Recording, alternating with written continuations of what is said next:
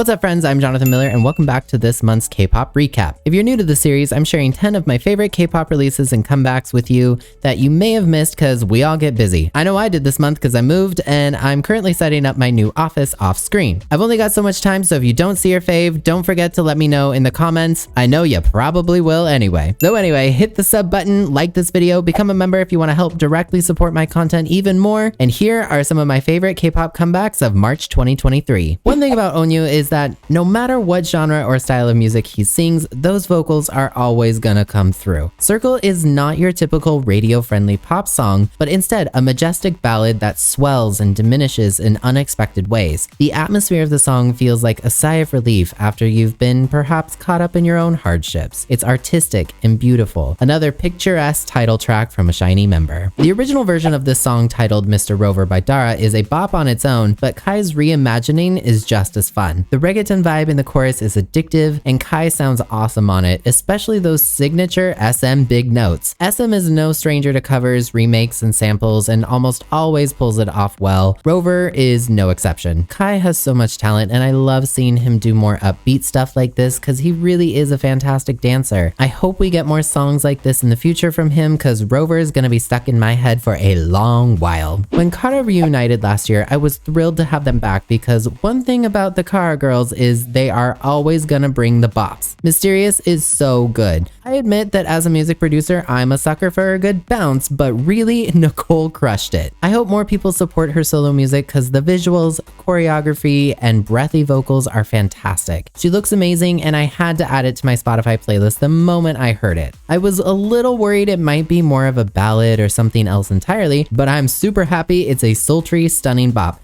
9 out of 10 for sure. Jimin's song Like Crazy is pretty raw and real, which I love seeing from him. Jimin is not only very talented, but also just a fantastic artist in terms of delivery of his art. Meaning, I really enjoyed the music video and all of the references included. There are a lot of layers and depth to the video, which play off of what Jimin said face represented. Like the theory going around about how the girl is his reflection, or the brief moment of two women dancing being fleeting but inclusive. Like Crazy is an awesome dreamy synthwave 80s throwback with Jimin's smooth vocals that will make any synthpop lover happy, and I love that he wrote it too. And you can share music you've written with DistroKid. DistroKid is a fantastic music distributor helping artists like you and me get our music up on places like Spotify, Apple Music, and Tidal. For one small yearly price, you can distribute as much music as you want to as many stores as you'd like. With 3 different plans available, you'll be able to choose the right one for you and gain access to a plethora of awesome features. One such feature is Splits. Splits is where you can make sure your collaborators get paid. DistroKid pays people directly, so you don't have to do so much on your end when royalties from your music start coming in. Pick which release you want to add splits to and start adding your collaborators. You can even add people who aren't a part of DistroKid. Another amazing feature similar to splits is song credits. Creating music is oftentimes a collaborative effort, and making sure people get identified for what they do is great. You can add musicians, producers, video personnel, your engineers, gear you used. The more info you add, the better. Plus, if you worked with the same group of people on multiple projects, you can just import that info straight from another track. Use my special VIP link to save yourself 7% on your first year's membership with DistroKid. Link is in the description. This song dropped literally last night, so of course I had to include Queen Jisoo's highly anticipated solo single, Flower. Also, I'm a YouTuber, which meant if I waited to post a little bit, I could use her in the thumbnail. Jokes aside, Flower is a bop for what it is. I admit I had to give it a few listens before it grew on me, but the drop and vocal sample are pretty slick. I wish in the video we could see more of her choreo, but god does she look beautiful and served expensive looks the whole way through. I've already seen some people call it pretty mid, which I get when the anticipation for it has been so high,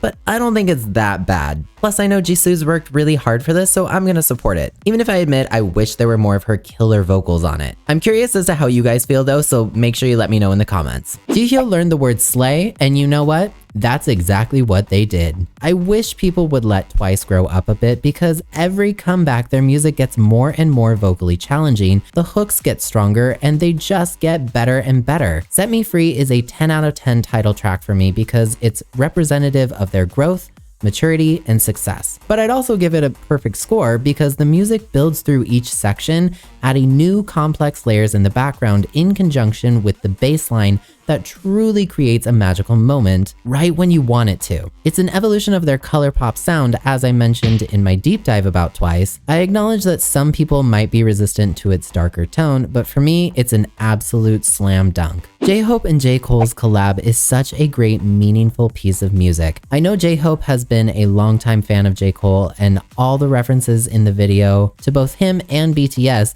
made it all the more special. I also like that J.Cole wasn't just a small feature and then dipped. Both artists felt very equal in this 90s hip-hop track. The lyrics are gorgeous and inspirational with great metaphors. It's a great track to hold us over until his military enlistment is completed in the future. Hats off to Hobie and J.Cole for this one. BAMBAM is and has always been a fantastic artist. I've wanted to talk about him ever since I did my deep dive on Lisa because he's super talented, and Sour and Sweet is a perfect example as to why. Similar to Jimin's Like Crazy, Sour and Sweet is a synth pop lover's dream. It's got a hooky chorus, fun choreography, atmospheric pads, and BAMBAM serves looks and visuals the entire way through. I loved seeing the Thai script on his jacket. I really like when idols pay tribute to where they're from in subtle ways, even if I'm not entirely sure what it says. If you do, let me know, but I definitely recommend giving the song a listen if you haven't already because it was an instant playlist ad for me. I really enjoyed Young Dumb Stupid as a pre-release track, so I was especially keen on what NMIXX might try for Love Me Like This. While I would have loved a more melodic chorus since NMIXX has some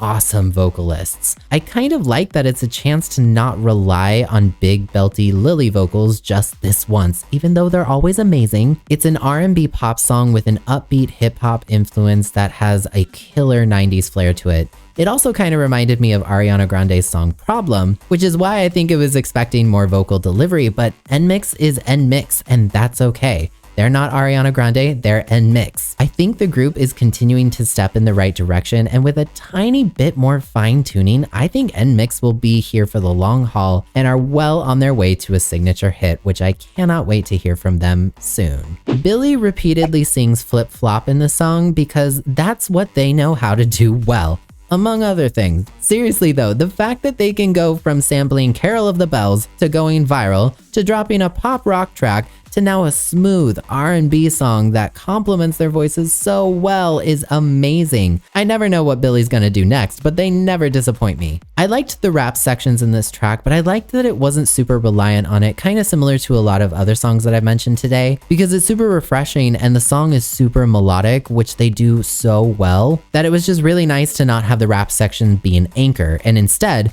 their vocals and harmonies be the anchor of the song. Another Billlie bop. Overall, March was busy and pretty good at serving goodies to especially Gen 3 K-pop stans. I think if I had to choose, my top 3 picks would be Set Me Free, Sour and Sweet, and Flower, but honestly, there were no skips. What were your favorite K-pop comebacks this month? Let me know in the comments, subscribe if you're new, like this video, and become a channel member if you'd like to support this channel even more. Thanks for watching, and I'll see you in the next one.